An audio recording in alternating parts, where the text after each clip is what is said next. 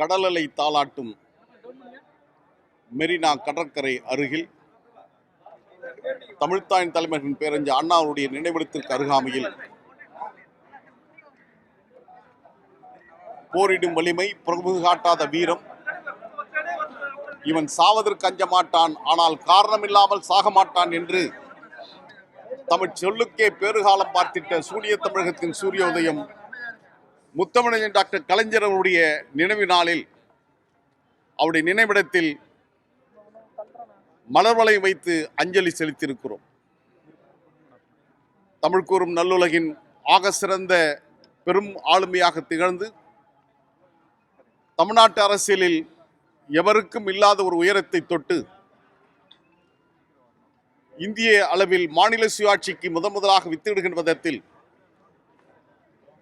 சுதந்திர திருநாளில் மாநில முதலமைச்சரே கொடியேற்றலாம் என்ற அந்த உன்னத உரிமையை பெற்றுத்தந்த முத்தமிழறிஞர் டாக்டர் கலைஞருடைய நினைவு நாள் என்று அவருடைய ஆட்சி காலத்தில் சமத்துவபுரம், உழவர் சந்தை என்று எண்ணற்ற திட்டங்களை தந்து ஒரு மிகப்பெரிய வரலாற்றை உருவாக்கி தந்தவர் டாக்டர் கலைஞர் அவர்கள்.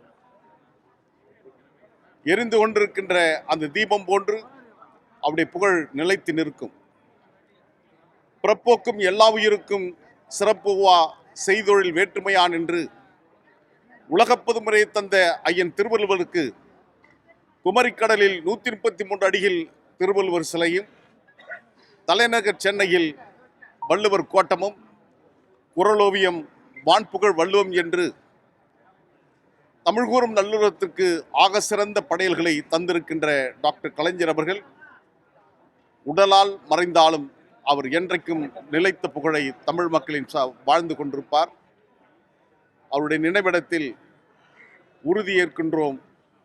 எந்த திராவிட இயக்கத்தின் லட்சியங்களை காப்பதற்காக நீங்கள் அண்ணாவுடைய நினைவிடத்திற்கு அருகாமையில் கண்ணுறங்குகின்றீர்களோ அந்த லட்சியங்களை வென்றெடுக்கின்ற களத்தில் நாங்களும் ஒரு தொண்டனாக இருந்து உறுதியேற்று திராவிட இயக்கத்தின் லட்சியங்களை காப்பதற்கு உறுதியேற்கின்றோம். மதவாத சக்திகள் சூழ்ந்திருக்கின்ற இந்த காலகட்டத்தில், தமிழ்நாட்டிற்கு பேராபத்து சூழ்ந்திருக்கின்ற இந்த வேளையில் திராவிட மாடல் பொற்கால ஆட்சியை நடத்தி கொண்டிருக்கின்ற மாண்புமிகு தமிழ்நாடு முதலமைச்சர் அண்ணன் தளபதி அவர்களுக்கு தமிழக மக்கள் கரம் கோர்க்க வேண்டும், அணி சேர்க்க வேண்டும் என்ற வேண்டுதலை அண்ணாவுடைய தம்பி டாக்டர் கலைஞருடைய நினைவிடத்தில் வைக்கின்றேன். மதிமுகவில் உட்கட்சி ஜனநாயக இல்லைன்னு அதிருப்தி இருக்கீங்க. தனிப்பட்ட முறையில் இப்போ வந்திருக்கீங்க, ஏதாவது திமுக நெருக்கம் காமிக்கிறீங்க? முத்தமிழ் டாக்டர் கலைஞர் அவர்களுக்கு நினைவிடத்தில் வந்து அஞ்சலி செலுத்துவதற்கு ஒரு கட்சியாக இயக்கமாக இருக்க வேண்டும் என்பது பொருள் அல்ல. ஒரு தனிப்பட்ட எவரும் வந்து அவருக்கு வீரவணக்கத்தை செலுத்தலாம். எனவே அந்த விதத்தில் தான் எங்களுடைய உணர்வுகளை இங்கே பிரதிபலித்திருக்கின்றோம். மறுமலர்ச்சி திராவிட முன்னேற்ற கழகத்தில் ஏற்பட்டிருக்கின்ற நிலைமைகளுக்கு நான் காரணம் அல்ல, நாங்கள் காரணம் அல்ல.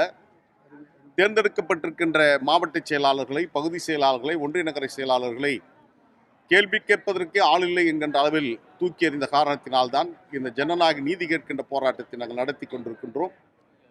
நாடாளுமன்ற உறுப்பினர் முதன்மை செயலாளர் துரை அவர்கள் நாட்டின் பிரதமரை சந்தித்து கோரிக்கை வைத்திருக்கிறார். 68 நாடாளுமன்ற உறுப்பினர்கள் கையெழுத்து போட்டதாக சொல்லியிருக்கிறார். அவர் திராவிட முன்னேற்ற கழகத்தின் தலைமையிலான இந்திய கூட்டணியில் அங்க வகிக்கின்ற ஒரு உறுப்பு இயக்கம். எத்தனை கட்சிகள் இந்திய கூட்டணியிலிருந்து கையெழுத்து போட்டிருக்கிறார்கள்? ஏன் பாஜகவுடைய நாடாளுமன்ற உறுப்பினரிடம் அந்த கையெழுத்து பெற்றீர்கள் என்ற கேள்விக்கு துரை விடையளிக்க வேண்டும். ஒரு கூட்டணியில் இருந்து கொண்டு நம்முடைய எதிர்நிலையில் இருக்கின்ற எதிர்கருத்தில் இருக்கின்ற பாஜகவுடன் கையெழுத்து வாங்கியிருக்கும் மூலமாக உங்களுடைய முகத்திரை கிழிந்திருக்கிறது.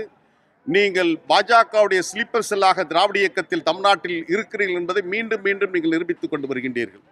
தமிழ்நாட்டின் முதலமைச்சரிடம் அந்த கோரிக்கையை கொடுத்திருக்கலாம். மாண்புமிகு தமிழ்நாடு முதலமைச்சர் முதலாக அயலக தமிழர் வாரியத்தை உருவாக்கி, வெளிநாடு வாழ் தமிழர் நலத்துறை உருவாக்கி, அதற்கு மாண்புமிகு அமைச்சர் நாசர் அவர்கள் இருக்கிறார். குறைந்தபட்சம் அவருடைய நீங்கள் முறையிட்டிருக்கலாம். இதையெல்லாம் கொடுக்காமல் பிரதமரிடம் முந்திரிக்கொட்டை போன்று நீங்கள் போய் ஓடி சென்றதற்கான காரணங்கள் நீங்கள் பாஜகவுடன் நெருக்கத்தை காட்டிக் கொண்டிருக்கிறீர்கள் என்று ஊடகமும் அரசியலாளரும் சொல்லுவதை உறுதிப்படுத்தி கொண்டிருக்கின்றீர்கள். இன்று மாலை என் அன்பு தலைவர் வைகோ அவர்கள் முத்தமிழ் டாக்டர் கலைஞருடைய நினைவிடத்திற்கு அஞ்சலி செலுத்த வருகிறார். அவருடைய வருகை உண்மையிலேயே ஒரு உன்னதமான ஒன்றுதான். ஏன் கடந்த ஆண்டு நீங்கள் வரவில்லை, இதற்கு முன்பாக இதுவரை வரவில்லை?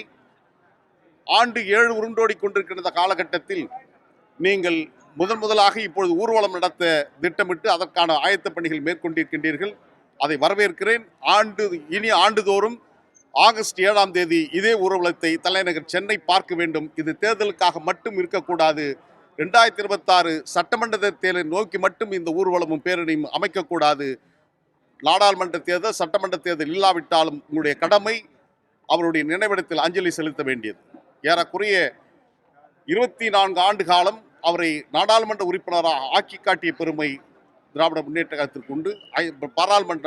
நாடாளுமன்ற மேலவைக்கு ஏறக்குறைய ஒட்டுமொத்தமாக 29 ஆண்டு காலம் அவர் நாடாளுமன்றத்தில் பணியாற்றியிருக்கிறார் என்று சொன்னால் அது திராவிட முன்னேற்ற கழகத்தின் ஆதரவோடு தான் நடந்திருக்கிறது. எனவே அதற்கு நன்றி கடனாகவும் நீங்கள் செய்திட வேண்டும் என்பதுதான் என்னுடைய வேண்டுகோளாக நீங்கள் வைக்கின்றோம். பாஜக கூட கூட்டணி இல்ல, இன்னி அளவு கூட இல்லைன்னு மதிமுக முன்னாள் வைகோ சொல்றாரு. அதான் நீங்க அவரோட மகன் வந்து நெருக்கம் காட்டுறீங்க. அப்ப கட்சி அவர் கட்டுப்பாட்டில் இல்லைன்னு நினைக்கிறீங்க? நிச்சயமாக தலைவருடைய கட்டுப்பாட்டில் இருக்குமேனால் தேர்ந்தெடுக்கப்பட்ட மாவட்ட செயலாளர்கள் நீக்குவதற்கான அதிகாரம் யார் கொடுத்தது? என் மீது ஒரு அபாண்டமான துரோகப்பழியை தலைவர் பிரபாகரனுக்கு மாத்தியா துரோகம் செய்ததை போன்று மல்லை சத்தியா எனக்கு துரோகம் செய்தார் என்று சொல்வதற்கான அந்த மனச்சான்று எங்கே இருந்து வந்தது? இதயத்தை கீழே இறக்கி வைத்து விட்டுதான் இது போன்ற ஒரு அபாண்டமான பழிச்சொல்லை நீங்கள் சொல்லியிருக்கின்றீர்கள். கட்சி உங்களுடன் கட்டுப்பாட்டில் இல்லை என்பதன் மூலமாக தெரிகிறது. உங்களுடைய விருப்பம் திமுக கூட்டணியில் நீங்கள் கொடுத்திருக்கின்ற அந்த உறுதிமொழி, டாக்டர் கலைஞரை சந்தித்த போது காலமெல்லாம் உங்களுக்கு துணை இருப்பேன், இருந்ததை போன்று தலைவர் தளபதிக்கும் இருப்பேன் என்று சொன்ன அந்த உத்தரவாதம் உண்மையாகுமேயானால் பாஜகவுடன் கையெழுத்து பெற்றது தவறு என்று ஏன் நீங்கள் கண்டிக்கவில்லை? எனவே உங்களுக்கு திமுக கூட்டணியில் இருக்க வேண்டும் என்று விருப்பம் இருக்கலாம், ஆனால் துரைக்கு மத்திய அமைச்சராக வேண்டும் என்ற விருப்பம் இருக்கின்ற காரணத்தினால்தான் பாஜகவுடன் இந்த நெருக்கத்தை அவரிடம் அந்த கடிதத்தில் கையெழுத்து பெற்றிருக்கிறார் என்பது வெட்கக்கேடு, வேதனைக்குரிய ஒன்று. இது தமிழக மக்கள் ஒருபோதும் ஏற்றுக்கொள்ள மாட்டார். இன்ற வரையில் மதிமுக துணை பொதுச் செயலாளர் அதிகாரப்பூர்வமாக நான் இருக்கின்றேன். நானும் வெளியேறவில்லை, அவர்களும் என்னை வெளியேற்றவில்லை. எடுக்கட்டும், அதுக்கு பின்னால் நாங்கள் சொல்றோம். இதை உங்களை மீண்டும் சந்திப்போம். இல்லை, அதற்கான காலங்கள் நாமட்டு தனியாக எந்த முடிவு எடுத்துட முடியாது. அதற்கான காலகட்டங்கள், நாங்கள் கருத்தியல் ரீதியாக திராவிட இயக்கத்தில் வளர்ந்தவர்கள். திராவிட இயக்க லட்சியங்களை வென்றெடுக்கின்ற களத்தில் உறுதியாக நாங்கள் நிற்போம் என்பதுதான் எங்களுடைய. உங்க ஆதரவாளர் மத்தியில் என்ன பேசப்படுது? ஏன்னா கிட்டத்தட்ட உங்களுக்கும் வைகோ அவர்களுக்கும் கருத்து வேறு ஏற்பட்டு ஒரு 1 மந்த் மேல ஆயிடுச்சு. எனக்கும் தலைவர் வைகோ அவர்களுக்கும் கருத்து வேறுபாடு என்பது துரையால் உருவாக்கப்பட்டது. 28 ஆண்டு காலம் அவருடைய மெய்காப்பாளனை போன்று அவருடைய சேனாதிபதியாக நான் பணியாற்றுகிறேன். அவர் இட்ட பணிகள் அனைத்தையும் செய்து முடித்தவன். துரை வந்ததற்கு பின்னால் தான் இந்த கருத்து மோதலை உருவாக்கியவர். குறைந்தபட்சம் நாகரிகம், பண்பாடு தெரியாத துரையிடம் இணைந்து பணியாற்ற முடியாத சூழல் இருந்த போதும் நான் தலைவர் வைகோ அவர்களுக்காகவே பொறுத்து கொண்டு நான் கடந்து வந்தேன். கடைசியாக ஏற்பட்ட அந்த சமரச உடன்படிக்கையின் போது கூட ஒரு பொதுவெளி எப்படி நடந்து கொள்ள வேண்டும், பண்பாடோடு எப்படி பழக வேண்டும் என்பது கூட தெரியாமல் புறங்கையை எனக்கு கை கொடுத்தார். உள்ளே கொடுத்தது என்பது வேறு. வெளியே கொடுக்கின்ற போது செல்போன் இப்படி கொடுத்துட்டு இந்த கை தான் என்கிட்ட கொடுத்து பிடிக்க வச்சார். அப்படின்னா அதோட என்ன நோக்கம்? ஆக எல்லாமே துரையுடைய தவறான செய்கைகள். சமரசம் முடிந்து நான் வீட்டுக்கு செல்வதற்கு முன்பாக என் பெயரில் அறிக்கை வருகிறது, நான் மன்னிப்பு கேட்டேன், வருத்தம் தெரிவித்தேன் என்று. இதெல்லாம் ஒரு உள்கட்சியில் எத்தனை நாளைக்கு நாங்கள் அவமானங்களை சுமந்து செல்வது? அலட்சியப்படுத்துகிறீர்கள். எனவே இதற்காகத்தான் இந்த நிலைமை நாங்கள் உருவாக்கி இருக்கிறோம். செப்டம்பர் 15 தமிழ்த்தாயின் தலைமை பேரறிஞர் அண்ணாவுடைய பிறந்தநாள் விழாவை காஞ்சியில் நடத்த திட்டமிட்டிருக்கிறோம். அதில் நாங்கள் கூடிய ஒரு முடிவெடுப்போம். வாரிசு அரசியலுக்கு எதிராக தான் மதிமுக உருவானது.